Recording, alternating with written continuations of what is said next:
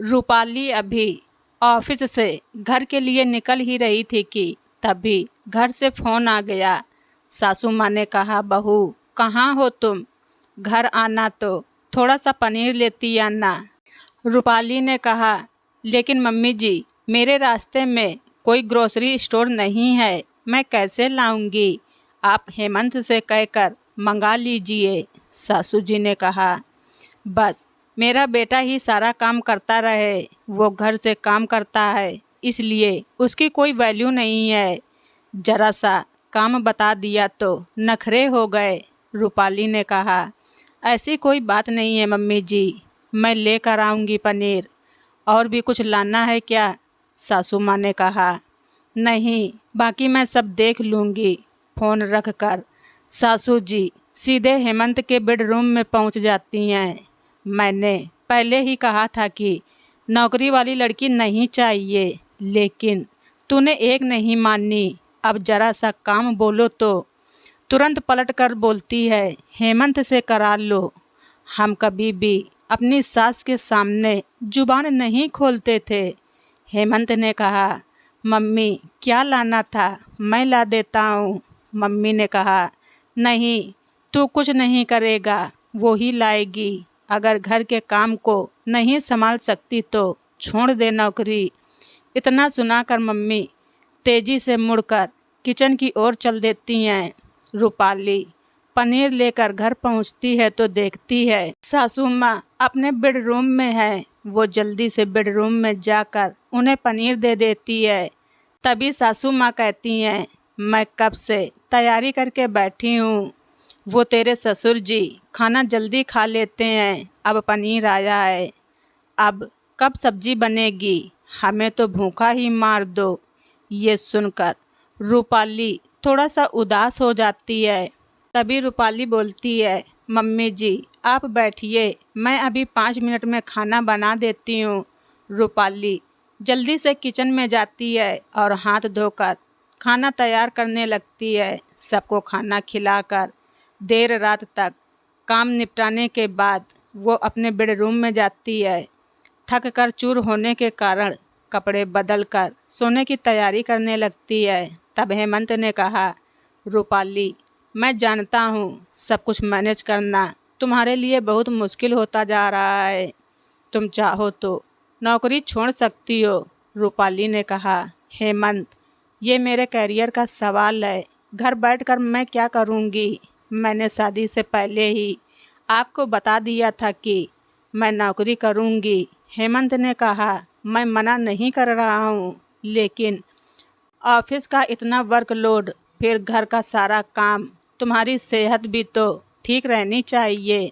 तब रूपाली ने कहा, आपकी यही बात मम्मी जी को भी समझनी चाहिए, एक मेड तक नहीं रखने देती, सारा काम बहू से ही करवाना चाहती हैं।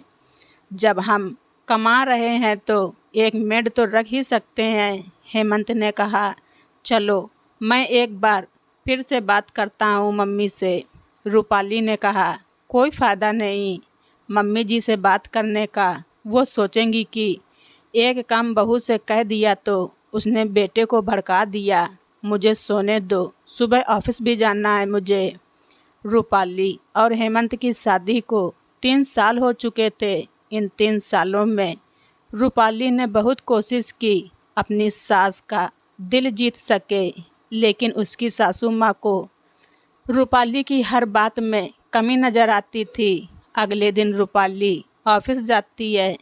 लंच में वो अपनी टेबल पर बैठकर खाना खा रही थी। तभी उसकी सहेली पूजा उसके पास आती है। पूजा कहती है, क्या बात है रूपाली, अकेले बैठकर लंच कर रही हो? लगता है तेरी सास ने आज कुछ स्पेशल बनाकर रखा है तेरे लंच बॉक्स में।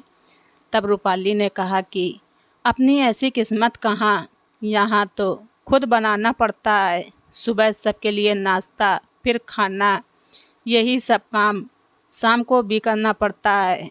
पूजा ने कहा, तुझे अपने ससुराल वालों से बात करनी चाहिए, या तो मेड रख ले या तेरी काम में हेल्प करें। रूपाली ने कहा, मैं कई बार कोशिश कर चुकी हूँ पर कोई फ़ायदा नहीं है।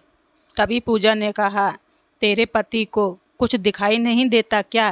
कैसे हैं तेरे परिवार वाले? रूपाली ने कहा, हेमंत भी अपनी मम्मी के सामने कुछ नहीं बोल पाते हैं। कभी कभी तो ऐसा लगता है सब कुछ छोड़कर कहीं भाग जाऊं। तभी उसे कॉल आती है। उसके बॉस ने उसे कैबिन में बुलाया था। उसके बॉस ने कहा, रूपाली, तुम जिस प्रोजेक्ट पर काम कर रही हो उसमें कुछ दिक्कत आ रही है। तुम्हें उसे ठीक करने के लिए 1 वीक के लिए दिल्ली जाना पड़ेगा। तो रूपाली ने कहा, लेकिन सर, मैं कैसे जा सकती हूँ? तभी उसके बॉस ने कहा, तुम चाहो तो किसी को अपनी हेल्प के लिए अपने साथ ले जा सकती हो, जिसे तुम चाहो, लेकिन प्रोजेक्ट कंपनी के लिए बहुत ज़रूरी है। हम रिस्क नहीं ले सकते। वहीं जाकर सब ठीक करना होगा। ऑनलाइन सपोर्ट से काम नहीं चल रहा है, क्लाइंट ने बोला है। नहीं तो प्रोजेक्ट कैंसिल हो जाएगा। रूपाली ने कहा, ठीक है सर, कब जाना है? मैं अपने साथ पूजा को ले जाना चाहती हूँ। उसने भी इस प्रोजेक्ट पर काफ़ी काम किया है। रूपाली शाम को अपने घर आकर हेमंत को सब बताती है। हेमंत ने कहा, ठीक है, कोई बात नहीं, बस एक बार मम्मी जी को बता देना। रूपाली मम्मी जी को बताने उनके कमरे में जाती है। उसकी सास ने कहा, ये क्या कह रही हो बहू? तुम्हें हमने नौकरी करने की परमिशन दे रखी है। इसका मतलब ये नहीं है कि अकेले सैर सपाटा करने चली जाओ। ये सब नहीं चलेगा, मना कर दो या फिर जॉब छोड़ दो। तब रूपाली ने कहा, मम्मी जी, बहुत ज़रूरी प्रोजेक्ट है। मम्मी जी ने कहा, हमने भी दुनिया देखी है, ये सब बहानेबाजी हम अच्छे से जानते हैं। मम्मी जी, मैं कोई बहाना नहीं बना रही हूँ। आपको जो समझना है समझो, लेकिन मुझे जाना ही पड़ेगा। रूपाली यह कहकर वापस अपने बेडरूम में आ जाती है। सासू माँ भी पीछे पीछे आकर हेमंत को डांटने लगी, बेटा, हमें वृद्धा आश्रम में भेज दो। जब घर में बड़ों की कोई इज्जत ही नहीं है तो क्या फ़ायदा यहाँ रहने का? फिर तुम दोनों सैर सपाटा करते रहना। हेमंत ने कहा, मम्मी, वो सैर सपाटा करने नहीं जा रही है, ज़रूरी काम है, मैं समझता हूँ। मुझे भी कभी कभी जाना पड़ता है। तेरी बात अलग है बेटा, बहू ऐसे नहीं जा सकती। तू सोच ले, अगर तुम्हें अपनी मनमानी चलानी है तो हमें वृद्धा आश्रम छोड़ आ। ये सब सुनकर रूपाली की आंखों से आंसू आ जाते हैं। तभी दरवाजे पर डोरबेल बजी। हेमंत ने जाकर दरवाज़ा खोला। अपनी बहन तान्या को देखकर हेमंत चौंक गया। हेमंत ने कहा, क्या हुआ तान्या, तू रो क्यों रही है? और इस समय यहाँ सब ठीक तो है? तान्या हेमंत के गले लगकर रोने लगी। तभी मम्मी ने कहा, बेटी क्या हुआ? तू इस समय यहाँ कैसे आ गई, वो भी अकेली? तान्या अम्मा से लिपटकर रो रही थी। बड़ी देर के बाद, चुप होने के बाद, तान्या ने मम्मी से कहा, मम्मी, वो पूरी फैमिली के साथ फ्रांस में शिफ्ट हो रहे हैं। मुझे यहाँ छोड़ गए क्योंकि मैं उनकी फैमिली में फिट नहीं हो रही हूँ। उन्हें मॉडर्न अंग्रेजी बोलने वाली और जॉब करने वाली बहू चाहिए थी। अब वो वहाँ दूसरी शादी करेंगे। हे भगवान, अब तेरा क्या होगा? कैसे लोग हैं, घर की लक्ष्मी को छोड़कर पैसों के पीछे भाग रहे हैं। तभी तान्या के पापा ने तान्या की माँ की तरफ देखते हुए कहा, वाह रे सुजाता, एक तरफ बेटी के नौकरी न करने का अफसोस और दूसरी तरफ बहू के नौकरी करने का अफसोस। दोनों बातें सही लगती हैं। अपनी बेटी के लिए कुछ और बहू के लिए कुछ और। अब सुजाता जी की अपने पति की बातें सुनकर आंखें खुल जाती हैं। सुजाता जी अपनी बहू रूपाली से कहती हैं, बेटा, मुझे माफ़ कर दे। और बेटा, तू सही था, अपनी बेटी पर बीती तब मुझे पता लगा। रूपाली ने कहा, आप चिंता ना करें मम्मी जी, मैं दिल्ली से वापस आकर दीदी के जॉब के लिए कोशिश करूंगी। साथ ही हम इनके ससुराल वालों पर केस भी दर्ज कराएंगे।